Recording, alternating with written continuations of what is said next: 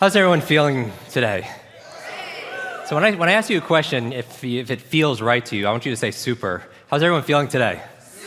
Super. And I want to honor you for being here because I've been going to seminars and events my whole life. How is it so far for everybody? Yeah, it was a test, right? A lot of people think it's your retention when people forget something. Let's do this for example. Take your right hand, shake it out. How many people here want to learn faster? How many people want to remember more? Yeah? Watch this. Make a fist. Now put it to your chin. Where's your chin, everybody? So the number one rule, the art of memory, the art of learning is the art of attention. The art of learning is the art of attention. And really, that's where observation, that's where presence comes in. And so I'm going to be sharing with you some of my favorite strategies and states to be able to learn any subject or skill faster. How many people like that idea? Now, in order to be able to do this, let me first start by acknowledging you for being here because I believe there's a success formula, and it takes two parts. It takes first showing up. 50% of success is just showing up. And I appreciate your ability to show up here today because most people aren't here. True or true? Right? I'll also ask questions that we know the answers to. True or true, right? And so we show up here, and most people don't show up. I think in life, you want to show up. Show up for your health, show up for your relationships, show up for your career, show up for your service. But just showing up, is that just going to get the job done? No, you have to what? Yeah, you play full out, right? You have to play full out. How many people here like to play? By the way, who are the fastest learners on the planet? Who? I did this to a group of 10,000 people from 60 countries, and a whole table yelled out pygmies. And if anybody knows why pygmies are such great learners, please tell me. But children, right? Children, how fast can a child learn a musical instrument compared to an adult? How fast can they learn a second or third language? They learn fast, right? Because why do children learn quickly? Because why? They don't know. Good. What else? They're curious. They have attention. What else? They have time, certainly. No limits. They don't have the learned helplessness. Very good. They're not thinking about the mortgage payment. Focus, right? I mean, they're curious, and they play a lot. Remember as a kid, you went to your friends, and you were like, you want to come out and play? Do you want to play? But later on, we got rid of the word play, and we started saying, let's hang out, right? And then all of a sudden, there's a difference, right? And the curiosity is important also. There's a Rumi quote from the poet said, trade your cleverness for bewilderment. Isn't that a great word, bewilderment? When's the last time you were in that state? We're talking about genius states and superhero states. When's the last time you were in that state of bewilderment? I mean, so who's in control of your state, by the way? Who's in control of how you feel? What's this, when we're defining a state, how would you define a state? What does it mean? It's like your mood. What else? This is where the active part comes in here. It's your emotions, like a snapshot of your mind and your body, how you feel. Here's the key. Do this. Information. Do this. Put your hands out. Information combined with emotion becomes a long-term memory. Long-term memory. How many people know this? How many people you hear a song and it'll take you back to when you were a child? Raise your hand. How many people it's not a song, but maybe it's a fragrance or a food that will take you back decades? Because information combined with emotion became a long-term memory, right? Because we're not logical, we're what? We don't do things logically all the time. We do things what? Emotionally, right? Because we're not logical, we're biological. We're not logical, we're biological. And so what I want to talk about is how to unlock what we call your super brain. I'm going to talk about the states. These emotional states where the best of you shows up automatically, where you don't have those limits.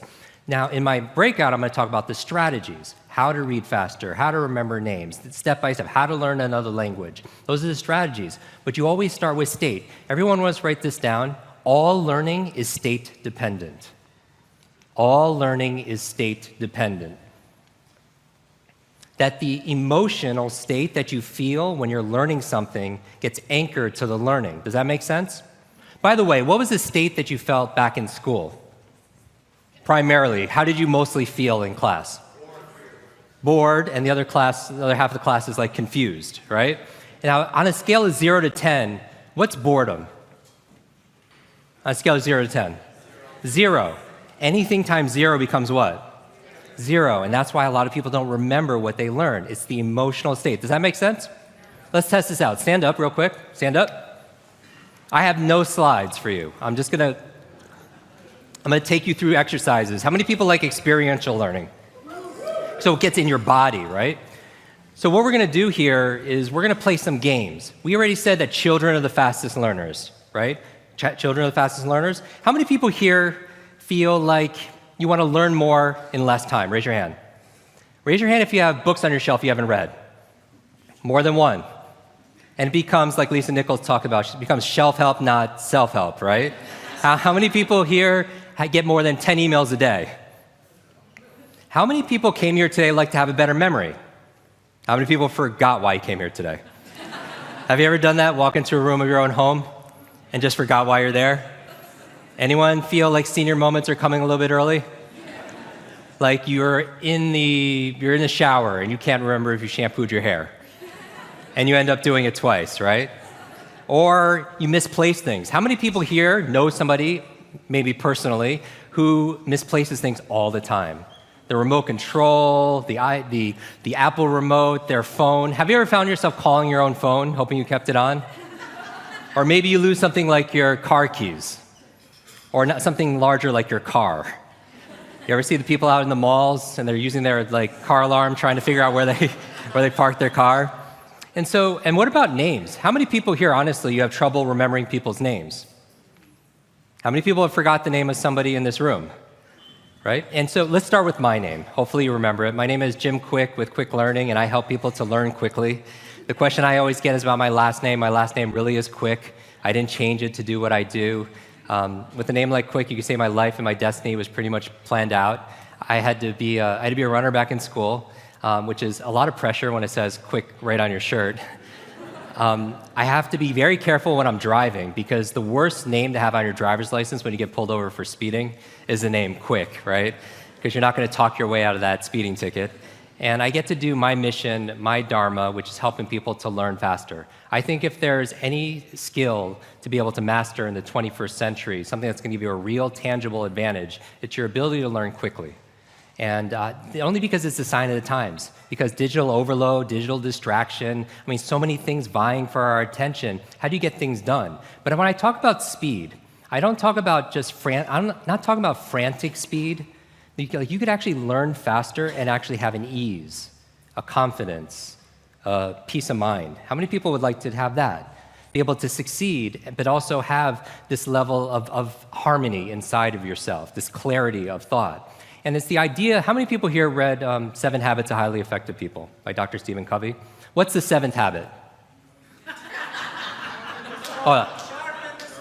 Sharpen the saw. Very good. Sharpen the saw. The metaphor here is if you have all this wood to cut and you have a saw with a dull blade, when do you want to sharpen it?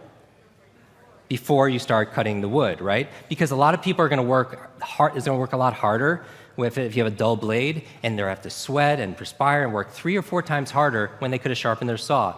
And so learning how to learn, like Vishen was talking about, that's you sharpening the saw. Because anything that comes afterwards is going to be easier, right? And so if that person's not working harder, they're working what? Smarter. And one of the best ways to work smarter is accessing your genius states. So I'm going to test this out. We said that children are the fastest learners, right? That they have this curiosity and they play all the time. Let's see how many people here, raise your hand if you're willing to play. Now, it's been shown in science, the research, by playing more actually creates neurogenesis and neuroplasticity. What's neurogenesis? New growth, new brain cells. How many people like the idea of creating more new brain cells? What about neuroplasticity? What does that mean? More connections. So intelligence, in a way, is not necessarily, like Einstein didn't have a bigger brain than anyone here. Probably, it was actually less. He had a smaller brain. But in certain areas of his brain, he had highly connectedness. He did these thought experiments where he would put himself in these brainwave states, specifically theta state. The theta state of creativity. That's the state that you're in when you shower. Have many people notice when you're showering, you come up with all these wonderful ideas? And it's always when you can't write something down, right? And so that's the theta state. That's a relaxed state of creativity. You're inspired. You come up with new ideas. New things come out of you, right? And I actually took 6 showers this morning just to prepare for this presentation.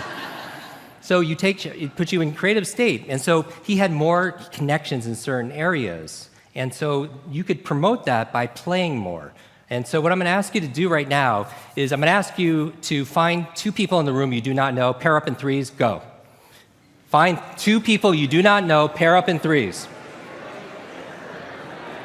So we're going to go through a quick exercise, and basically what I want to do is we're going to talk about superheroes a lot. I grew up with learning challenges. Some of you know I had a brain injury when I was 5 years old, a head injury that left me with certain disabilities. Teachers would have to repeat themselves 3, 4, 5, 6 times, and then eventually I would just pretend I understood, but I didn't, most of the time did not understand. I had very bad focus issues. I had very bad memory. It took me an extra 3.5 years just to learn how to read. And I learned how to read by reading comic books, actually. Late at night, something about, any comic book fans here? Or superhero fans, geeks? Something about looking at the superheroes and good versus evil and the illustrations, the idea that one person can make a difference. How many people believe one person can make a difference, right? That they provide hope and they provide real help. And when I look here, I look at a room full of superheroes. Because I said, in the beginning, it's just showing up and then playing full out. And so what does a superhero do? What's the defining characteristics of a superhero? They have superpowers, right? And how many people have found their unique ability, their superpower? You're discovering it, right? Your unique talent, your unique strength, something that's unique to you. But then just having a superpower, does that make you a superhero? You have to use that power for what? For good, for some kind of purpose on top of that, right? And so I love sharing space and time with modern day superheroes. But there are also some modern day supervillains, right? These ideas of these phenomena of like digital overload. How many people feel like when you're learning something, it feels like you're taking a sip of water out of a fire hose? Raise your hand, right? And not just that, it has an effect on our health also, right? They call it information fatigue syndrome. Information fatigue syndrome, because everything is a syndrome, right?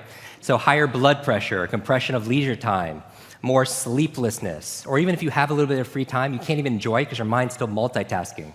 And also, not just the supervillain of digital overload, but digital distraction. How many people feel like your mind is so distracted and you can't focus on just one thing anymore? Raise your hand. And this is a challenge. That takes away from your ability to be present, your ability to be able to get things done, your ability to be able to be profitable. And I don't just mean financially profitable. That's obvious, right? We live in an age where it's not your muscle power, it's more your mind power. It's not your brute strength, it's your brain strength, right? And so the faster you can learn, certainly the faster you can earn, but not just financially, in all the areas of your life, all the treasures of your life, your health, your relationships, your career.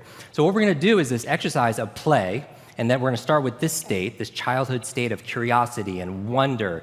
And you're going to meet your individuals, the people your new friends. And I want you to decide right now, who's Batman, who's Superman, and who's Wonder Woman. Go. So who's Batman, who's okay, Batman, raise your hand. All the Batmans, raise your hand. Very good. What about Superman? Raise your hand. And where are Wonder Women? There you go. Remember, information combined with emotion becomes a long-term memory, right? And by the way, who's in charge of your emotional states?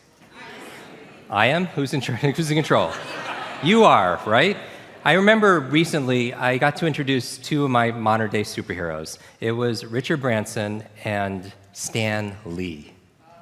Like, who's not Stanley, but Stan Lee? Who's Stan Lee?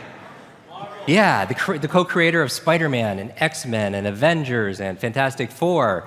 And we're going to dinner. I remember asking Stan, I was like, I have to know, you've created all these incredible superheroes. Who's your favorite? And he looks at me without a blink. He's like, Iron Man. I'm like, that's awesome. And then he's like, Jim, who's your favorite superhero? And he had this Spider-Man tie, so I was like, Spider-Man. And without a pause, he says, with great power comes... And how do we all know that, right? It's like in our DNA, right? So we're going on this superheroes journey together here at A-Fest, and I'm thinking about it. I'm like, and I grew up with these challenges, and I have, dyslexia, and I flip things around in my mind, and part of my issues growing up. And I flipped it in my mind. I was like, with great power comes great responsibility. When you're in a position of power, you have great responsibility to wield that power well. And the opposite is also true. With great responsibility comes great power, right? When you take responsibility for something, you have great power to what? To change things, to transform things, to make things better. And a lot of times, how many entrepreneurs are in the room? Raise your hand. Wow, 80% of the room. A lot of times, based on your values, entrepreneurs value things like freedom. They want to be able to do what they want, when they want, whenever they want, wherever they want. Raise your hand if that's you. And sometimes it's hard, as entrepreneurs, to get yourself to do the things that you need to do. How many people also resonate with that you procrastinate? Like, why would you why would you delay things that are important that will help you to reach your goals? And you wonder why that is. I would introduce to you, going back to state and strategy, that those two components is probably 80% of it. Because most people who procrastinate they're in a state of procrastination. That's the feeling, right? Or they have a poor strategy for executing things, getting things done. And you're like, Jim, where's this exercise? Why am I standing the whole time? Does your physiology affect your psychology? Yes or yes? Because one of the best ways of changing your state is by moving your body, right? Because as your body moves, your brain grooves. As your body moves, your brain grooves. You create more neurogenesis, neuroplasticity. Actually, you know what supports it? Novelty. What helps you make more of these connections is novelty and nutrition, just like your body, right? You want to build a physical muscle, you give it what?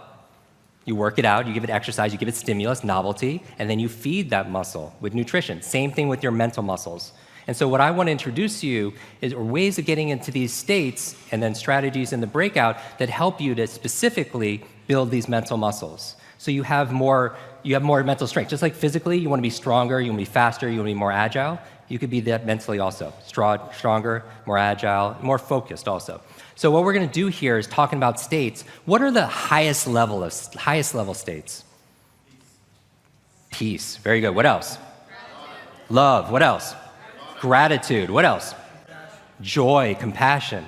So what I want to do, let's pick one of them. Remember we said that when it comes to learning things and getting it into your nervous system, information is not enough because we all know what to do. Common sense, right?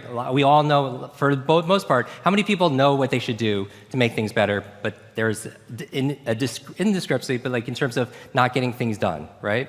And so what I'd like to offer you is common sense is not often common practice.